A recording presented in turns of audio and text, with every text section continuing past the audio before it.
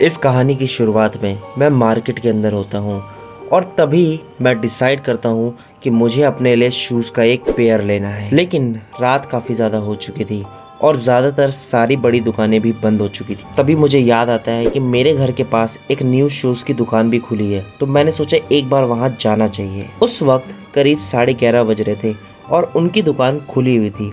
तभी मैंने दरवाज़ा खोला और एक स्वीट सी लेडी सामने आई मेरे, और उन्होंने मुझसे नमस्ते कहा। उसके बाद मैंने भी उनसे नमस्ते कहा।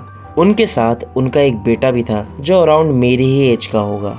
फिर मैंने उन्हें बताया कि मुझे कैसे जूते चाहिए। मैंने उन्हें बताया कि मुझे बिना लेसेस वाले जूते चाहिए, जैसे कि मेरे अभी करंटली शूज़ हैं। उन्होंने मुझे काफ़ी सारे शूज़ दिखाए, लेकिन वो सारे ही काफ़ी ज़्यादा अजीब लग रहे थे और मुझे कोई भी जूता पसंद नहीं आ रहा था। उसके बाद उन्होंने मुझे वो वाला शूज़ दिखाया जिसके लिए मैं तड़प रहा था। वो शू ग्रे कलर का था और उसका पूरा सोल ग्रीन कलर का बना हुआ था और वो मुझे पहली नज़र में भा चुका था और मैंने फैसला कर लिया था ये जूता तो मैं अपने साथ लेकर ही जाऊंगा। और मैं उन शूज़ को ट्राई ही कर रहा था, तभी उस लेडी के हस्बैंड भी शॉप के अंदर आ जाते हैं। शूज़ ट्राई करने के बाद मैं उनके बेटे के पास जाता हूँ और मैं कहता हूँ कि मुझे शूज़ तो काफ़ी ज़्यादा अच्छे लगे हैं, लेकिन मैं 2-3 और ट्राई करना पसंद करूँगा।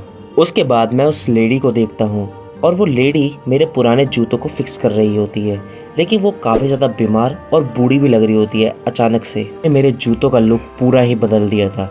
जहाँ पर मेरे पहले शूज़ ग्रे कलर के थे, अब वो येलो कलर के हो चुके थे और मैं काफ़ी ज़्यादा खुश था कि अब मेरे पास 2-2 पेयर होंगे शूज़ के।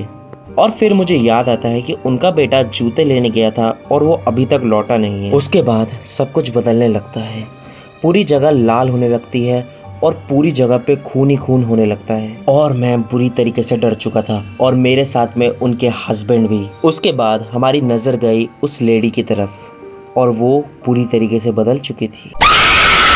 उनकी आंखें काली हो चुकी थी और उनकी पूरी खाल सफ़ेद हो चुकी थी।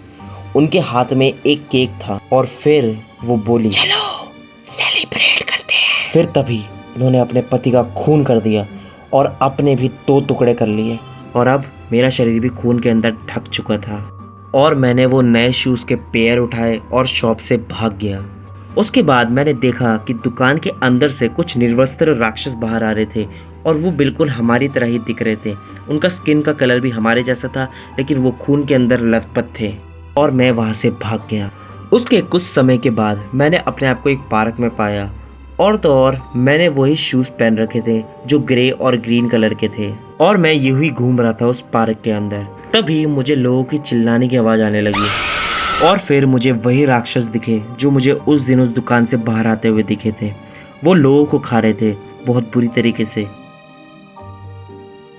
तभी मेरी आंखें खुलती हैं और मैं अपने आप को अपने घर में पाता हूँ और मैं रियलाइज़ करता हूँ कि ये तो सिर्फ एक सपना था। दी एंड। खैर आज के लिए इतना ही और मैं उम्मीद करता हूँ कि तुम्हें ये कहानी ज़रूर पसंद आई होगी। और हाँ, ये कहानी बिल्कुल सच्ची है। मैंने इस कहानी को अपने सपने के अंदर देखा था और आज तुम्हारे सामने स्क्रीन पे उतारा है। और हाँ, जाने से पहले 2-3 काम कर दो। इस वीडियो को लाइक कर दो, चैनल को सब्सक्राइब कर दो और अगर नहीं करोगे तो तुम्हारे सपनों में वही लेडी आ जाएगी। Tata bye bye.